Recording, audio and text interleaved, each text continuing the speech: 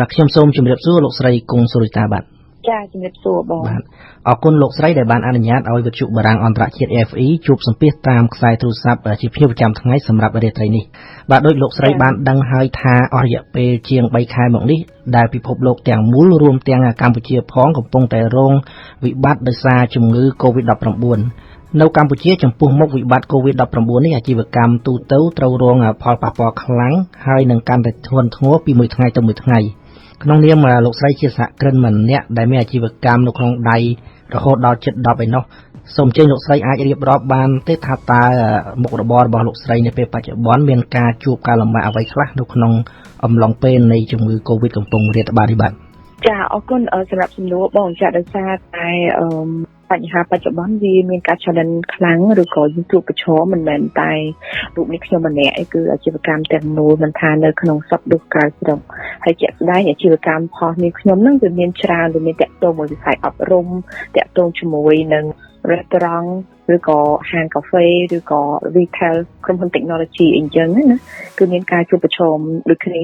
ហើយ business មួយចំនួនគឺយើងបានផ្អាកអាជីវកម្មបដោះសន្នព្រោះដោយសារតែมันមានតម្រូវការអតិថិជននិយាយទៅដោយសារតែអតិថិជនគឺគាត់ខ្លាចរអាក់អញ្ចឹងគឺគាត់នៅផ្ទះអញ្ចឹងទៅវាធ្វើឲ្យអាជីវកម្មមួយចំនួនគឺយើងបានផ្អាកសិនហើយអាជីវកម្មមួយចំនួនទៀតគឺយើងធ្វើអនឡាញបានន័យថាយើងប្រើវិស័យបច្ចេកវិទ្យាជួយឧទាហរណ៍សាលាអញ្ចឹងធ្វើតែយើងផ្អាកបដោះសន្នប៉ុន្តែបុគ្គលិកយើងនៅធ្វើការមើលសប្តាហ៍2ថ្ងៃគឺថ្ងៃច័ន្ទនិងថ្ងៃសុក្រដើម្បីប្រកាសជាថាយើងអាចផ្ដល់នៅសេវាកម្មគេហៅ online distance learning ដែលយើងអាចផ្ដល់ជាកញ្ចប់សេវាកម្មអនឡាញជូនទៅដល់កូនសិស្សរបស់យើងបានព្រោះដោយសារអាណាព្យាបាលគឺគាត់បានបង់ថយសារឲ្យយើងហើយអញ្ចឹងគឺយើងត្រូវតែប្រកាសថាពេលដែលបើកសាលាវិញគឺកូនសិស្សគឺគាត់នៅតែទទួលបានចំណេះដឹងដដែលចា៎អរគុណបាទហើយដោយលោកស្រីបានមានប្រសាសន៍ខាងដើមគឺថាមិនត្រឹមតែអាជីវកម្មរបស់លោកស្រីទេគឺអាជីវកម្មរបស់អ្នកផ្សេងទៀតក៏រងផលប៉ះពាល់ដូចគ្នាដែរទាំងអាជីវកម្មធុនតូចនិងអាជីវកម្មធុនធំសុទ្ធតែជួបការលំបាកដូចគ្នាសម្រាប់លោកស្រីមានការព្រួយបារម្ភចំពោះស្ថានភាពអាក្រក់នេះអ្វីខ្លះទៅបាទតកតងជាមួយនឹងការព្រួយបារម្ភគឺមានដូចគ្នាហើយនៅក្នុងនឹងដែរខ្ញុំចង់ highlight ឬក៏ចង់ជំរាបថាតើពិតមានវិស័យច្រើនដែលយើងអាចប្រឈមណាមិនថាផ្នែកទេសចរឬក៏ផ្នែក F&B ឬក៏អាហារដ្ឋានជាដើមហ្នឹងតែពិត logistics ការលក់ផលិតផល trading នាំចេញនាំចូលហ្នឹងគឺមានបញ្ហាដូចគ្នាអញ្ចឹងការប្រឈមទាំងអស់ហ្នឹងគឺម្ចាស់អាជីវកម្មមួយចំនួនគឺគាត់មានការភ័យបារម្ភច្រើនព្រោះដោយសារមានបញ្ហាគេហៅថាប្រឈមដូចជាតកតងជាមួយនឹងការបង្វិលទុនសាច់ប្រាក់តកតងជាមួយនឹងការទូទាត់ឬក៏សងទៅធនាគារជាដើមហើយបន្ថែមទៅនឹងទៀតតកតងជាមួយនឹងការចំណាយផ្សេងៗដោយសារតែបុគ្គលិកយើងមួយចំនួនគឺយើងនៅតែផ្ដល់ឲ្យគាត់ហើយយើងក៏មិនចង់ឲ្យបញ្ហាទាំងអស់ហ្នឹងគឺវានៅយូរអង្វែងខ្លាំងពេកព្រោះដោយសារយើងគិតថាបុគ្គលិកជាច្រើនក៏គាត់ត្រូវការចំណូលដូចគ្នាតែទន្ទឹមនឹងអាជីវកម្មផ្សេងៗគឺយើងបាត់នៅប្រាក់ចំណូលជាច្រើនដោយអាជីវកម្មខ្លះត្រូវបានផ្អាកជាដើមអញ្ចឹងវាមានការបារម្ភច្រើនក៏ប៉ុន្តែក្នុងនាមជាសហគ្រិនសម្រាប់នាងខ្ញុំផ្ទាល់នាងខ្ញុំគិតថាបើសិនបើយើងគ្រាន់តែព្រួយបារម្ភដោយសារតែយើងមិនបានសិក្សាឲ្យច្បាស់ឬក៏យើងមិនបានរៀបចំនៅយុទ្ធសាស្ត្រផ្សេងៗជាពិសេសគឺយុទ្ធសាស្ត្រនៅក្នុងក្រុមហ៊ុនរបស់យើងមួយហ្នឹងឲ្យបានល្អទេវាអាចនឹងមានបញ្ហាទៅលើអនាគតរបស់អាជីវកម្មរបស់យើងបានអញ្ចឹងអ្វីដែលអាចធ្វើទៅបានគឺព្យាយាមគេហៅថាថែរក្សាខ្លួនមានសុខភាពល្អព្រោះខ្ញុំគិតថាអានឹងគឺវាដើរតួនាទីយ៉ាងសំខាន់បើសិនបើម្ចាស់អាជីវកម្មខ្លួនឯងគាត់មានហានិភ័យជួបនៅបញ្ហាបែបហ្នឹងគឺគាត់នឹងមិនអាចប្រកបអាជីវកម្មបានល្អទេហើយអញ្ចឹងទី2ទៀតគឺតាក់ទងជាមួយនឹងបានថាសតិអារម្មណ៍របស់គាត់ដែរគឺត្រូវតែ stay focus គឺយើងអាចស្លន់ស្លោឬក៏បារម្ភហួសហេតុពេកណា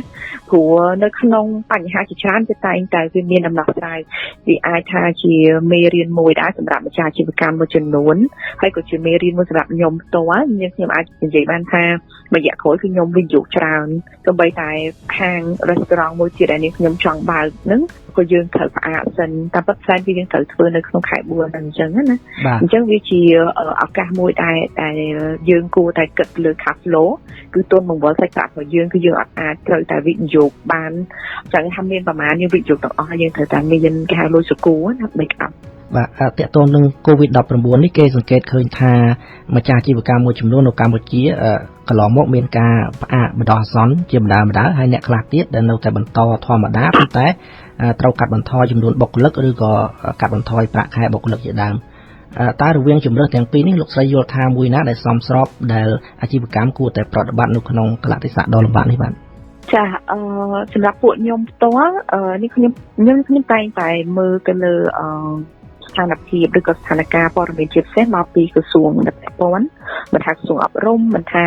ក្រសួងសុខាភិបាលជាពិសេសយើងចង់ដឹងមែនតើថាតើអត្រានៃការកើនឡើងនឹងដល់កម្រិតណាជាអ្វីដែលនេះខ្ញុំបានមើលរហូតហ្នឹងគឺឃើញថាអត្រានៃការកើតក៏មិនមានច្រើនជាក់ស្ដែងពីថ្ងៃហ្នឹងអញ្ចឹងគឺសឹងតែមិនមានអ្នកដែលកើតទេគឺមានតែការព្យាបាលបានទៀតដូចជាខ្ទង់50នាក់ដែរដែលព្យាបាលជាណាក្នុងចំណោម100នាក់អញ្ចឹងវាមើលទៅឃើញថាយើងនិយាយពីប្រព័ន្ធសុខាភិបាលសិនយើងមើលឃើញថាមានការព្យាបាលឬក៏ការរៀបចំបានល្អច្រើនហើយបន្ថែមទៅលើនឹងទៀតតកតងជាមួយនឹងការនិន្នាការរដ្ឋាភិបាលដែរថាតើអាចនឹងមានរូបភាពបែបមួយថាបន្តនៅក្នុងរូបភាពដែលយើងផ្អាកអាជីវកម្មសិនឬក៏យ៉ាងម៉េចអញ្ចឹងណាឬក៏គេហៅថាlockdown the country អាហ្នឹងក៏ខ្ញុំអត់ដឹងដែរចាំនិយាយថាបិទប្រទេសទាំងមូលអីចឹងណាអញ្ចឹងសម្រាប់ពួកខ្ញុំដែលជាអ្នករស់ស៊ីគឺយើងត្រូវចាំមើលស្ថានភាពទាំងអស់ហ្នឹងថាតើនឹងមានការប្រែប្រួលយ៉ាងម៉េចជាក់ស្ដែងនៅក្នុងបច្ចុប្បន្នគឺដូចខ្ញុំអត្ថន័យអាជីវកម្មហ្នឹងគឺវាអាស្រ័យទៅលើប្រភេទអាជីវកម្មដែរអាជីវកម្មខ្លះឧទាហរណ៍ដូច restaurant នេះខ្ញុំសម្រេចចិត្តថាផ្អាកសិនព្រោះដោយសារទី1ការជួបជុំគឺវាមានច្រើនអញ្ចឹងណាទី2គឺបញ្ហាផលបុគ្គលិកដែរដោយសារបុគ្គលិកយើងមានការព្រួយបារម្ភច្រើនព្រោះថាគាត់ត្រូវជួបជាមួយនឹងអតិថិជនច្រើនហើយបន្ថែមទៅនឹងទៀតតាក់ទងជាមួយនឹងអតិថិជនខ្លួនឯងផ្ទាល់ដែរបានន័យថាតម្រូវការនៃការទិញហ្នឹងឬក៏ការកម្មងហ្នឹងគឺវាតិចមែនតើអញ្ចឹងយើងចាប់ផ្ដើមធ្វើការប្រៀបធៀបថាតើយើងគួរតែបន្តបើកTikTokដោយមិនមានចំណូលច្រើនបែបហ្នឹងតែចំណាយcủaយើងគឺនៅតែចំណាយព្រោះធម្មតាបើសិនបើយើងបើកពេញ30ថ្ងៃយើងត្រូវតែបើកខែបុគ្គលិក30ថ្ងៃដែរប៉ុន្តែបើសិនបើយើងកាត់យកអាជីវកម្មសិនវាអាចនឹងថយការដែលយើងចំណាយក៏ប៉ុន្តែយើងត្រូវតែមានខ្ទង់ចំណាយcủaយើងមួយទៀតគឺទៅលើការជួលផ្ទះទៅលើប្រាក់ខែបុគ្គលិកទោះបីយើងមិនបង់ឲ្យគាត់ពេញ 100% ក៏យើងត្រូវតែបង់នៅក្នុងតម្រូវការឬក៏ការចាំបាច់ណាមួយព្រោះដោយសារពួកគាត់ក៏ត្រូវការចិញ្ចឹមជីវិតដែរសម្រាប់យើងខ្ញុំផ្ទាល់តែជាសហគ្រិនហ្នឹងគឺយើងតែងតែធ្វើការគិតដែរមុននឹងយើងធ្វើការសម្រេចចិត្តអញ្ចឹងអាជីវកម្មវាផ្សេងគ្នាអាជីវកម្មទៅលើការលក់ផលិតផលជាងការយើងអាចលក់ទៅតាម platform គេហៅ online e-commerce វិញ restaurant គឺយើងអាចធ្វើការដឹកជញ្ជូនបានតាមរយៈ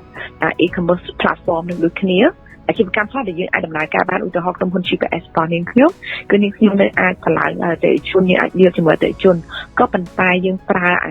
បច្ចេកវិទ្យាជំនួសបន្ថែមអញ្ចឹងណាមិនថាការប្រជុំឬក៏យើងធ្វើការងារមួយចំនួនគឺយើងប្រើតាមរយៈonline ច្រើនចា៎បាទតាក់ទងទៅនឹងបញ្ហា COVID នេះកន្លងមករដ្ឋាភិបាលធ្លាប់បានប្រកាសដាក់ចេញនូវវិធានការមួយចំនួននិយាយជារួមប៉ុន្តែនិយាយដោយឡែកតាក់ទងទៅនឹងអាជីវកម្មខ្នាតតូចឬមួយក៏សេវាកម្មសណ្ឋាគារនិងផ្ទះសំណាក់អីត្រូវបានរដ្ឋាភិបាលលើកលែងការបង់ពន្ធតើលោកស្រីមើលឃើញថា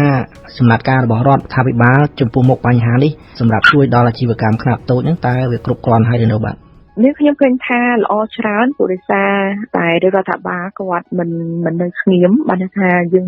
មានការចូលរួមជាច្រើនអញ្ចឹងសូម្បីតែ private sector វិស័យឯកជនដូចពួកនាងខ្ញុំក៏ពួកនាងខ្ញុំបានជួយក្នុងការដែលចែកម្លែកទៅតាមធនធានរបស់ខ្លួនឯងទៅតាមសមាគមឬក៏គេហៅឯកជនហ្នឹងគឺជួយទៅតាមសុខាភិបាលដើម្បីជាចំណែកតូចមួយជាការបរិច្ចាគធនធានខ្លួនឯងតិចតួចណាដើម្បីជាចំណែកមួយជួយទៅដល់ក្រសួងសុខាភិបាលដូចគ្នាព្រោះដោយសារយើងគិតថានេះវាមិនមែនជាបញ្ហាផលបុគ្គលណាម្នាក់ឯងគឺជារបស់ប្រជាជនយើងទាំងអស់គ្នាដែលយើងត្រូវទៅជួយគ្នា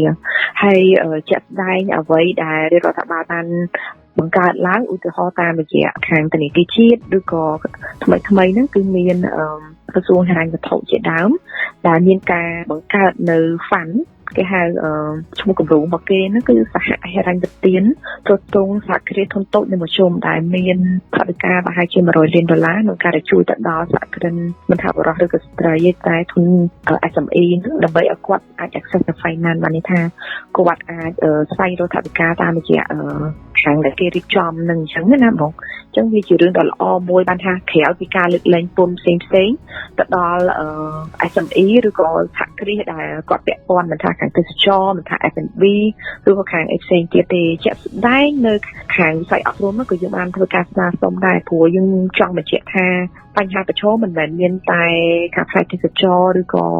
ការផ្នែក F&B តែមួយមុខទេឬក៏សន្តាគារជាដើមនឹងរាល់វិស័យទាំងអស់ឧទាហរណ៍ដូចជាវិស័យអប់រំពួកខ្ញុំក៏វាមានបញ្ហា challenge ដែរហើយពួកយើងមានបុគ្គលិកច្រើនដែលនៅក្រោមបន្ទុកអញ្ចឹងណាយើងក៏យើងបានធ្វើការស្នើសុំប៉ុន្តែមិនទាន់មាន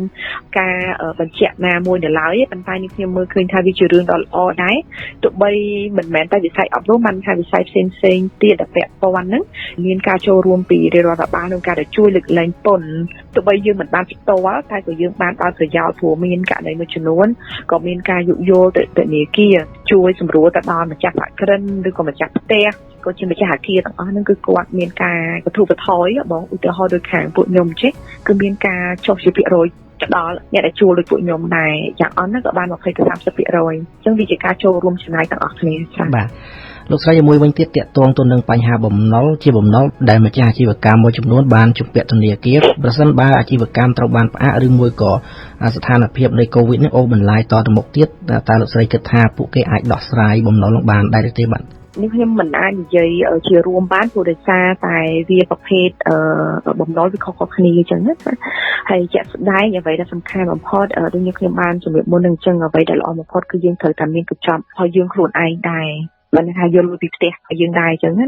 ដើម្បីយកមកសកួរពុទ្ធិស័យយើងអត់បានដឹងថាតើ COVID នឹងវាកើតឡើងដល់រយៈពេលប្រហែលដើម្បីយើង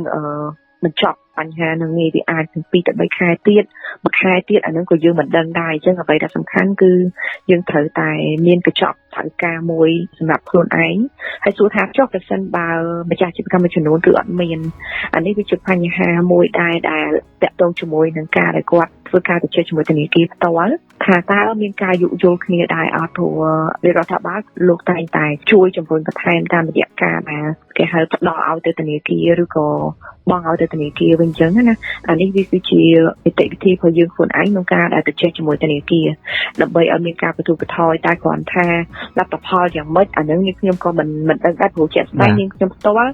ក៏នាងខ្ញុំព្យាយាមចរចាមួយខាងធនាគារដែរក្នុងការដែលមានការបន្ទូបន្ថយឬក៏ពជាពេលនៃការដែលបងឲ្យជាដើមចឹងណាតែមិនទាន់មានលទ្ធផលយ៉ាងម៉េចដែរព្រោះបញ្ហាអ្វីដែលយើងសង្កេតឃើញបច្ចុប្បន្នទុំតែពេលប្រហែលជាមួយខែនេះទេដែលមើលទៅឃើញថាមានការពុះកញ្ជ្រោលមានការព្រួយបារម្ភច្រើនរហូតដល់ទិញស្បៀងទិញអីទុកទៀតអញ្ចឹងណាចា៎បាទដោយសារអស់ពេលខ្ញុំសូមបញ្ចប់កិច្ចសម្ភាសជាមួយលោកស្រីត្រឹមតែប៉ុណ្ណេះហើយសូមជម្រាបប្រិយមិត្តអ្នកស្ដាប់ថាលោកស្រីគង់សូរិតាគឺជាសហគ្រិនឆ្នើមនិងជាស្ត្រីម្នាក់ដែលមានអាជីវកម្មនៅក្នុងដៃរហូតដល់ជិត10ស្ថាប័ននោះបាទចា៎អរគុណចា៎សូមជម្រាបលា